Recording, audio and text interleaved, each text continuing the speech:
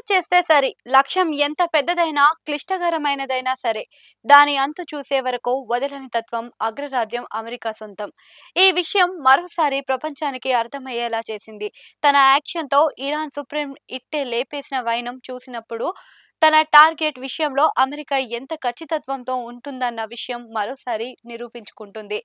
యుద్ధం ఆరంభమైన మొదటి రోజే ఇరాన్ సుప్రీం కీలకమైన పలువురు నేతల్ని అంతం చేసిన వైనం అందరినీ ఆశ్చర్యానికి గురిచేసింది.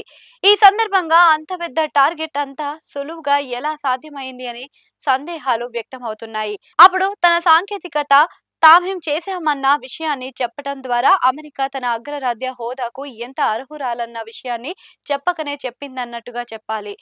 ఇరాన్ సుప్రీం ఉదంతం తరువాత అగ్రరాజ్యం తాను ఎవరినైనా సరే టార్గెట్ చేస్తే అందుకు తగినట్టుగానే ఆ దేశం సెంట్రల్ ఇంటెలిజెన్స్ ఏజెన్సీని ఎలా పనిచేస్తుందో అనేది అర్థమవుతుంది.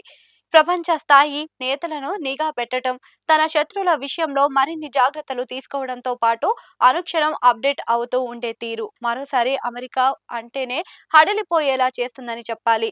ఈ ఏడాది ఆరంభంలో వెనెజులా అధినేత నివాస భవనంలోకి వెళ్లి మరి ఆయన భార్యను బందీగా తరలించిన వైనం చూస్తే అమెరికా నిఘా వ్యవస్థలో ప్లానింగ్ ఎంత పక్కాగా ఉంటుందో అర్థమవుతుంది.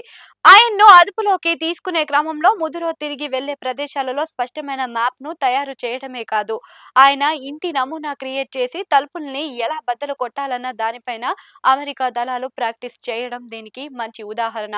అంతేకాదు ఇరాన్ సుప్రీం విషయంలో కూడా ఆ దేశ అధ్యక్షుడు చేసిన హెచ్చరికను ఈ సందర్భంగా గుర్తు చేసుకోవాలి. గత ఏడాది జూన్లో ట్రంప్ మాట్లాడుతూ ఇరాన్ గగనతలం పూర్తిగా తమ నియంత్రణలో ఉందని, సుప్రీం లీడర్ ఉన్న ఖచ్చితత్వ లొకేషన్ తమకు తెలుసు అని పేర్కొన్నారు. కమీనే తమకు సులువైన టార్గెట్ గా పేర్కొన్న ట్రంప్ అతన్ని ప్రస్తుతానికి చంపాలనుకోవడం లేదు, లొంగిపోయే అవకాశం ఇస్తున్నాం అని పేర్కొనటాన్ని ఇప్పుడు పలువురు గుర్తు చేసుకుంటున్నారు. అయితే ఈ వార్నింగ్ ను ఇరాన్ కానీ కమీనే కానీ పట్టించుకోలేదు. అందుకు ఆయన ప్రాణాలని మూల్యంగా చెల్లించాల్సిన పరిస్థితి. టెహ్రాన్ లోని ట్రాఫిక్ కెమెరాలు, ఫోన్ నెట్వర్క్ ను ట్రాక్ చేసి కమీనే కదలికలపై అమెరికా నిఘా పెట్టింది.